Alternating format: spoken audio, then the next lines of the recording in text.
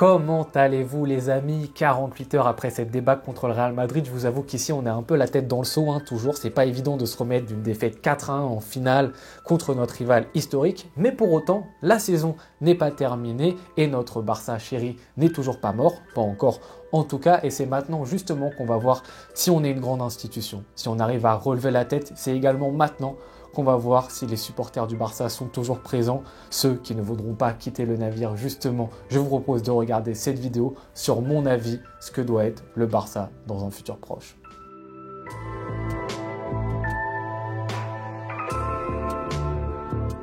Pour commencer cette vidéo, on passe pas par 4 chemins, on rentre directement dedans sur le cas Xavi. Pour information, on commence sur Xavi, on finira la vidéo sur l'institution, ça va être un peu la trame justement de toute la vidéo.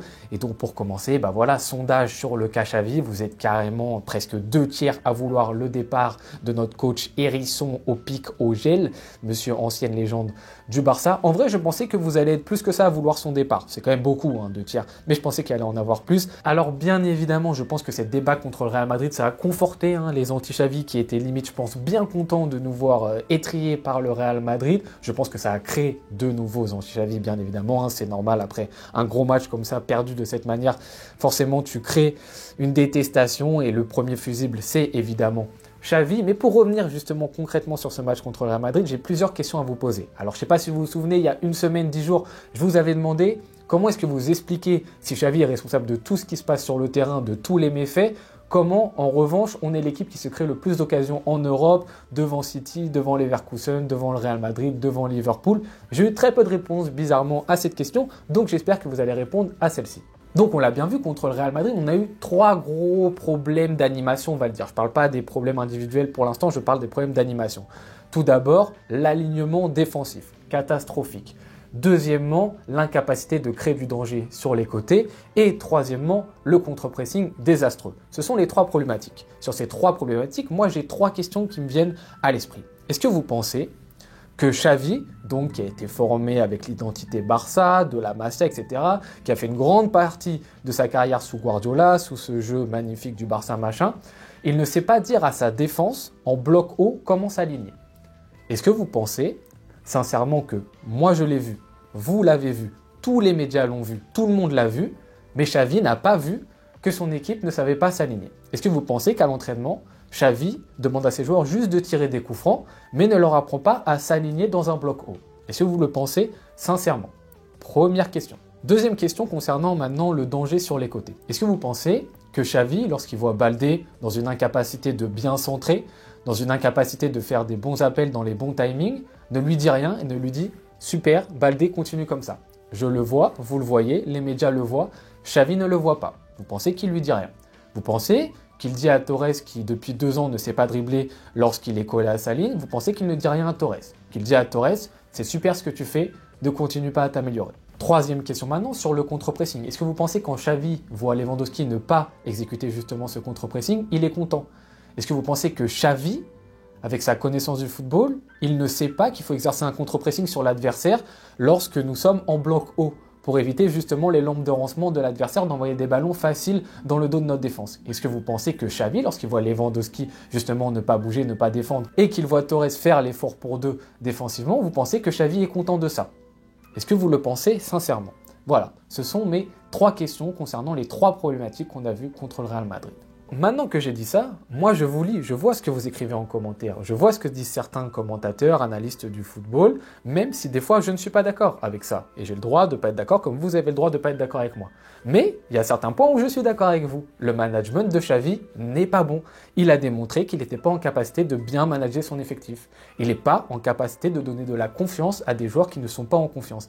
Et ça, je ne le néglige pas du tout. C'est un point très important chez un entraîneur, de savoir justement donner de la confiance à des joueurs qui sont en difficulté. Xavi n'est pas bon pour l'instant là-dedans. Même si quand on l'a pris au Qatar, on savait très bien qu'il avait managé aucun grand banc. Donc que c'était une problématique peut-être qu'on allait rencontrer. Mais c'est vrai que là-dessus, il n'est pas bon, je vous l'accorde. Et là, vous allez certainement me demander, et à juste titre, vous avez raison de me demander, mais alors quand est-ce qu'un entraîneur est fautif? Si c'est les joueurs finalement qui ont tous les torts sur un terrain. En quoi peut influencer l'entraîneur, etc. Si l'animation du Barça, ok, on a des joueurs catastrophiques, mais Xavi, il a quand même sa part de responsabilité. Là, moi, où je vais juger la capacité d'un entraîneur à être bon ou pas, c'est par rapport à la cohérence de son effectif. S'il a un effectif où, à chaque poste, il peut mettre des joueurs d'un haut niveau et qu'ils ne performent pas dans le style de jeu, dans les résultats, là, je dis que c'est un mauvais entraîneur. En revanche, si il n'a pas un effectif cohérent, malgré que ce soit un tacticien, etc., je vais toujours être indulgent avec lui en disant « mais il n'a pas les moyens pour ». Et c'est le cas avec Xavi. Et là, on rentre dans une nouvelle problématique. Les gens m'ont dit, et les gens vont encore me dire après cette vidéo certainement, mais Xavi, il a le contrôle sur l'effectif, il a le contrôle sur son 11, il a le contrôle sur le mercato. Alors tout d'abord, en premier lieu, sur le mercato. Et je suis désolé si j'en vexe certains. S'il y en a qui pensent encore en janvier 2024 que Xavi a la main mise sur le mercato du FC Barcelone, je suis désolé, mais vous vous trompez. Je ne sais pas où est-ce que vous avez lu ça, mais c'est faux. C'est totalement faux. Vous savez très bien que moi, le Barça, on est en énorme difficulté financière. Si vous pensez que Xavi, tu lui donnes les moyens d'avoir Zubimendi ou Romeo Oriol, tu lui donnes la capacité d'avoir les deux, et vous pensez qu'il prend Romeo Oriol parce qu'il l'aime ou je ne sais pas quoi, vous inventez des choses. Très clairement, vous inventez des choses. Si vous pensez que le Barça, il n'y a pas des copinages d'agents, etc., de potes de déco et tout, de Mendes qui met son nez là-dedans, etc., vous vous trompez. Si vous pensez que c'est Xavi qui donne le go pour tout le monde, je suis désolé, vous vous trompez. Maintenant, j'en ai vu certains, concernant encore le match contre le Real Madrid, qui sont venus me dire « Mais pourquoi Xavi n'a pas fait jouer les jeunes joueurs, etc. Machin, on sait que tel joueur n'est pas performant, il aurait pu au moins donner sa chance à, donner sa chance à, etc. » Je pense honnêtement que vous êtes les mêmes personnes qui m'auraient écrit, si Xavi avait mis ces jeunes joueurs, comment c'est possible que Xavi puisse mettre des jeunes inexpérimentés dans une finale, dans un classico.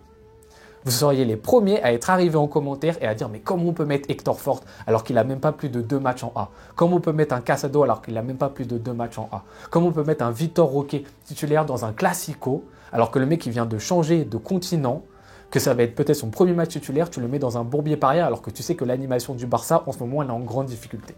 Comment est-ce que vous pouvez concevoir ça? C'est impossible de lancer des jeunes joueurs dans une situation pareille au Barça. C'est un énorme manquement managérial s'il le fait. Et ensuite, il y a la question de mais pourquoi est-ce qu'il n'y a pas de continuité dans les 11 du côté du Barça, etc. Xavi a la main mise, il n'y a jamais un 11 qui est le même d'un match à l'autre, etc. Alors moi, j'ai peut-être une réponse par rapport à ça. Je pense que vous allez peut-être d'accord avec moi. En tout cas, je l'espère. C'est peut-être du fait que toutes les 2 semaines, on a un nouveau blessé. Ter Stegen, Pedri, Gavi, De Jong, Araujo, Christensen, Lewandowski, Rafinha. Peut-être que ça a un rapport du fait qu'on n'ait jamais mis presque 2 11 consécutives et que la seule fois où on l'a vraiment fait, c'est contre l'Atlético. On a enchaîné après contre Girona. Vous avez vu la défaite qu'on s'est prise contre Girona.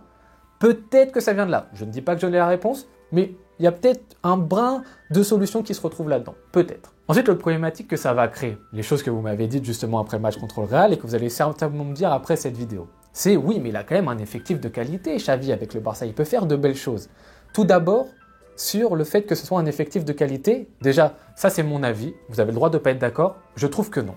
Voilà, honnêtement, il y a des joueurs, Ferran Torres, Rafinha, Lewandowski cette année, Baldé, Romeo Oriol, Sergi Roberto, c'est pas du niveau du Barça. Je suis désolé, c'est des bons joueurs qui ont la capacité d'évoluer, je pense, dans des clubs qui jouent la 4e, 5e place, 6e place de Liga, mais pas du niveau du Barça. Donc déjà sur la qualité, je ne suis pas d'accord avec vous. Ensuite, le problème de cette réflexion, je trouve, c'est que moi-même je suis tombé dedans en plus. C'est ce qui s'est passé, c'est que l'année dernière, on a été champion de Liga. On a gagné ce championnat et on s'est dit, après le mercato d'été qui a suivi, on recrute entre autres Gundogan, Félix, Cancelo, entre autres. Et là, on se dit, mais attends, l'année dernière, on a été champion de Liga et là, on a ces 3 joueurs-là en plus qui sont quand même sur la qualité, d'un point de vue qualitatif, très très haut niveau quand ils le veulent, Et là, on se dit, mais l'année prochaine, ok, on va peut-être pas jouer la Ligue des Champions, le titre en Ligue des Champions, mais on redevient un Barça très cohérent, très compétitif. On a été champion l'année dernière, on a ces 3 joueurs-là en plus, ça va être fou. Et là est notre erreur. L'erreur que même moi j'ai eue, certainement vous l'avez eue, mais moi aussi je me mets dedans. On a tous eu le même réflexe. Mais ça c'est un mauvais réflexe, pourquoi? Parce que oui, tu rajoutes de la qualité, mais tu rajoutes pas de la cohérence. Et là, on arrive sur le mot le plus important finalement de la vidéo, c'est le mot cohérence, justement. Parce que tu recrutes Joao Félix. Joao Félix, pour moi, encore une fois, c'est que mon avis, là où je trouve qu'il est le meilleur, le plus intéressant, c'est dans un rôle axial. Limite numéro 10 ou faux numéro 9 si vous voulez, mais quand il est collé à sa ligne, je le trouve beaucoup moins pertinent. Est-ce que c'est une nécessité au mercato d'été de recruter un numéro 10? Est-ce que c'est une nécessité au mercato d'été de recruter Gundogan, qui est un joueur qui va jouer dans l'entrejeu, dans lequel on a déjà Gavi, De Jong, Pedri et les jeunes de la Masia? Est-ce que c'est une nécessité numéro 1 d'acheter Cancelo, arrière droit? Certes, on n'a pas d'arrière droit de niveau mondial depuis Dani Alves, je suis d'accord. L'année dernière, Koundé faisait quand même très bien le taf. Est-ce que c'était une nécessité numéro 1 d'acheter un arrière droit? Ma réponse à cette question est bien évidemment non, ce n'était pas des nécessités. Les postes sur lesquels on avait besoin vraiment de joueurs, de renouveau, c'est le poste de numéro 6 qu'on a perdu avec Busquets et le poste d'un ailier fort qu'on a perdu avec Ousmane Dembélé. Et d'ailleurs par rapport à ça, c'est assez intéressant de remarquer quelque chose. L'année dernière, je faisais partie des gens qui ne comprenaient pas pourquoi Xavi ne mettait pas De Jong à la place de Busquets. J'en avais marre et j'étais pas le seul, je voyais, on avait beaucoup d'autres aussi qui étaient dans le même cas que moi. Regardez aujourd'hui ce qui se passe avec De Jong en numéro 6. Et De Jong, c'est le meilleur joueur du Barça cette année. Ça, il n'y a rien à dire. Pour moi, c'est le meilleur joueur du Barça. Mais regardez ce que ça donne en termes d'animation collective quand tu mets De Jong en numéro 6.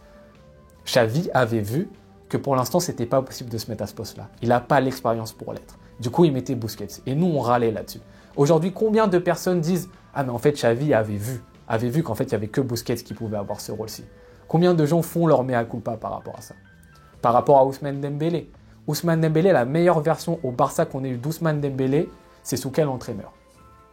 Pourtant, il y en a eu des entraîneurs. Sous quel entraîneur il y a eu une vraie progression d'Ousmane Dembélé pour être devenu ce qu'il est aujourd'hui au Paris Saint-Germain, qui est un très très bon joueur déclencheur d'un grand nombre d'actions. C'est Xavi, mesdames et messieurs. Et ça, qui va en parler? Les anti-Xavi, ils sont où lorsqu'il faut aborder ces points-là? Et donc là, on est sur les deux joueurs qui nous manquent le plus au Barça. C'est-à-dire un vrai ailier fort qu'on n'a pas, que toutes les grandes équipes ont. Tu as un joueur qui est capable d'éliminer sur un côté, etc., justement pour créer du danger, pour créer de la qualité. Toi, tu devrais avoir Rafinha, mais Rafinha n'est pas du tout au niveau du côté du Barça. Et un numéro 6 qu'on a tout simplement pas du tout. Donc, tu es sur deux postes qu'on n'a pas. Mais par contre, tu recrutes des grands noms. Mais donc, tu gagnes de la qualité, Gundogan, Félix, Cancelo, mais tu perds de la cohérence. Et vous le savez très bien, j'ai même pas besoin de l'expliquer, mais bon, pour la trame de la vidéo, je l'explique en deux spies. C'est que dans le foot, il faut de la cohérence avant des noms clinquants. On l'a vu avec le Paris Saint-Germain, c'est durant les nombreuses années qu'il y a eu, et surtout les 2 dernières années. Le trio d'attaque, c'est peut-être l'un des plus grands de l'histoire en termes de noms, avec la BBC, la MSN. Il y avait Messi, Mbappé, Neymar. Et regardez ce que ça a donné en termes de jeu et en termes de résultats. Parce que le football, c'est pas qu'un enchaînement de gros noms. Il faut avoir une cohérence dans les profils qui vont composer ton équipe. Autre exemple, le plus flagrant, c'est Manchester United. Ça fait combien d'années qu'on n'a pas vu le grand Manchester United? Dans ma jeunesse, Manchester United, c'était le grand club. Très souvent champion de Première Ligue, etc. En Ligue des Champions, ça allait loin, ça remportait la Ligue des Champions. Là, ça va faire à peu près 10 ans qu'on n'a plus ce grand Manchester United. Alors, des fois en FA Cup, ça va un peu loin. Des fois en Europa League, ça va loin. Mais où est-ce qu'il est, le grand Manchester United? Il n'est plus là. Et pourtant, t'enchaînes les millions au mercato d'été. Mais t'enchaînes les millions, il n'y a pas de cohérence sportive. Pour en finir avec Manchester United, moi j'ai une question et ça m'intéresse beaucoup d'avoir votre réponse, justement les supporters du Barça, c'est, d'après vous, là, depuis ces 10 dernières années où c'est compliqué, est-ce que vous mettez la faute sur les dirigeants ou vous mettez la faute sur les entraîneurs? Des entraîneurs, il y en a eu je ne sais pas combien ces dernières années à Manchester United, tous les styles, défensif, offensif, pro de la tactique, pro du management, tout est passé à Manchester United. Est-ce que vous mettez la faute sur les entraîneurs qui chaque année font n'importe quoi dans les résultats, ou vous vous dites pas « Ah, c'est peut-être en fait finalement plus haut qu'il y a un problème ». Donc ceux qui diront « C'est l'entraîneur, c'est la faute de tous les entraîneurs qui passent », je comprends que vous soyez anti-Xavi, parce que j'ai l'impression que d'après vous, c'est toujours l'entraîneur qui a la faute dans le cas où l'équipe rate dans les résultats. Maintenant, ceux qui disent que c'est l'institution du côté de Manchester United, moi je vous demande juste pourquoi vous n'appliquez pas ça pour le FC Barcelone. C'est tout. Pourquoi vous n'appliquez pas ce que vous appliquez à Manchester United pour le Barça? Maintenant, après avoir dit ça, il y a 2 voies possibles pour le futur du FC Barcelone. La première voie, c'est justement être Manchester United. C'est-à-dire un club qui, en fin de compte, les dirigeants sont contents. Pourquoi est-ce qu'ils sont contents? Parce que c'est devenu un club marketing.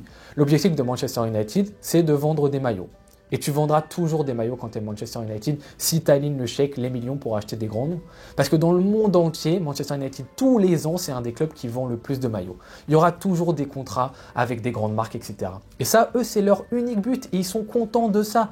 Le sportif, ils s'en fichent. Pourquoi est-ce que les supporters de Manchester United ils font à chaque fois des manifestations et tout? C'est parce que justement, ils voient que les dirigeants, ils s'en fichent de ce qui va se passer en termes de résultats, en termes de beaux jeux. Ce qu'ils veulent, c'est vendre des maillots, entre guillemets. Et ils y arrivent très bien. Et nous, le Barça, on peut le faire, ça. Pourquoi? Parce que le Barça, on reste une grande marque aux yeux de tout le monde. Dans le monde entier, tu verras des maillots du Barça. Si tu recrutes toujours des grands joueurs en termes qualitatifs, comme j'en parlais là, Félix, Gundogan, Cancelo, mais qu'il n'y a pas de cohérence sportive, mais qu'en haut, tu t'en fiches de la cohérence sportive, tu continueras à vendre des maillots, tu continueras à avoir des sponsoring, Puma, ils vont arriver s'ils veulent arriver, Spotify et tout, ça viendra. Pourquoi? Parce qu'on est le Barça. Donc, on peut prendre cette voie de la facilité, changer de coach tous les 2-3 ans, etc. Dès que ça se passe pas bien, peut-être à un moment on performera, peut-être qu'il y aura une Liga par-ci, une Coupe du Roi par-là, peut-être qu'une édition ira loin en Ligue des Champions, par chance, mais il n'y aura aucune continuité sur le long terme, aucune cohérence sportive sur une durée assez longue.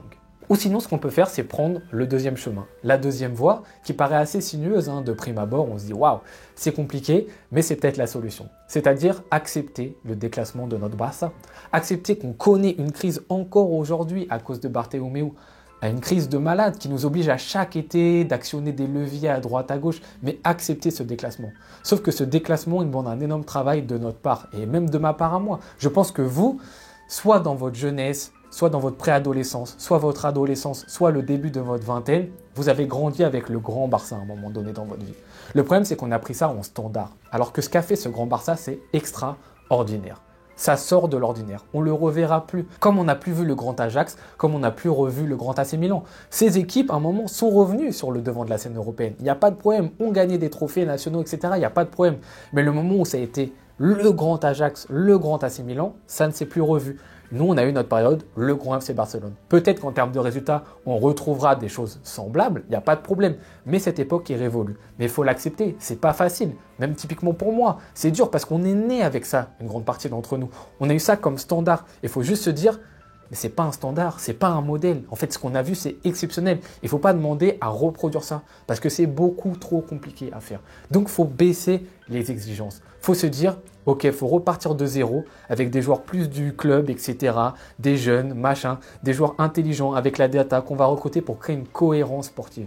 Et on a des exemples de clubs qui, justement, ont créé une résurrection après le temps. Parce que le football, c'est cyclique. On le voit avec l'AC Milan, par exemple. L'AC Milan, moi, quand j'étais tout jeune, c'était le grand AC Milan. Et durant une longue période, genre 2013-2020, l'AC Milan, je ne les voyais plus.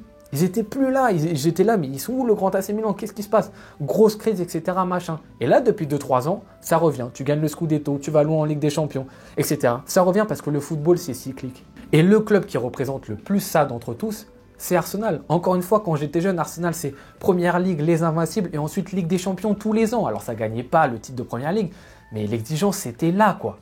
Et pendant 7 ans, pas de qualification en Ligue des Champions. 7 ans. Et pendant cette période-là, tu as un mec comme Arteta qui arrive. Et pendant 2 ans, les 2 premières années d'Arteta, c'est très compliqué. Et pour autant, tu lui donnes la confiance. Tu vois qu'il y a un potentiel. Et tu lui dis, c'est pas grave Arteta, on te donne les clés, tu vas y arriver. Et à partir de ça, ils ont pris des joueurs qui, en fin de compte, aujourd'hui, ils sont très forts. Aujourd'hui, on est là en mode, ah ouais, Arsenal, c'est du sérieux. Mais quand ils démarrent l'année dernière, Arsenal, avec leur équipe, il n'y en a pas beaucoup qui disaient « ouais, ça va concurrencer Manchester City ». Il n'y en a pas beaucoup du tout. Parce que c'est des joueurs qui t'ont apporté une cohérence dans le jeu, avec un système que voulait mettre en place Arteta. Avant de recruter des noms phares, tu crées une cohérence. Et ce qu'il faut, nous, c'est recopier ce modèle. Et il faut que nos dirigeants, ils arrêtent de vendre du rêve aux supporters. Il faut qu'ils arrêtent Laporta, je l'aime bien, mais bon, tous les étés de dire « ok, le Barça, on va redevenir sur le devant de la scène, on va redevenir le grand club, on va jouer la Ligue des Champions, on va ramener tel joueur, etc. » Parce que nous, ça nous frustre en fait. On se dit, ok, on va redevenir. La crise qu'on connaît, c'est fini. Mais non, il faut accepter que ça va prendre du temps, que ça va prendre 3, 4, 5 ans avant qu'on retrouve un modèle économique qui soit viable. Et ensuite, quand on l'aura retrouvé, là encore, il faudra un petit peu de temps avant que ça structure bien. Mais en attendant, essayons de bien réfléchir avec une cohérence sportive. Comme je l'ai dit, les jeunes, des joueurs bien intelligemment trouvés qui correspondent à l'envie de l'entraîneur justement. Et pas à des bisbis de « tiens, je vais faire une passe d'air à mon collègue qui est agent, à mon collègue Mendes, à mon collègue Deco, etc. » qui lui a son cercle également de joueurs, qu'il a besoin de faire jouer, qu'il a besoin de faire renouveler, etc. On arrête les passes D comme ça. On arrête de vendre du rêve et on se concentre sur la cohérence sportive.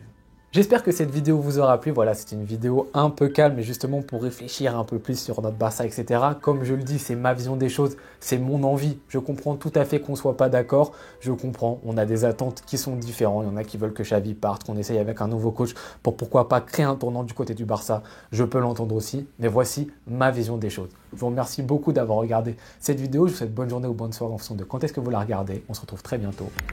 Ciao.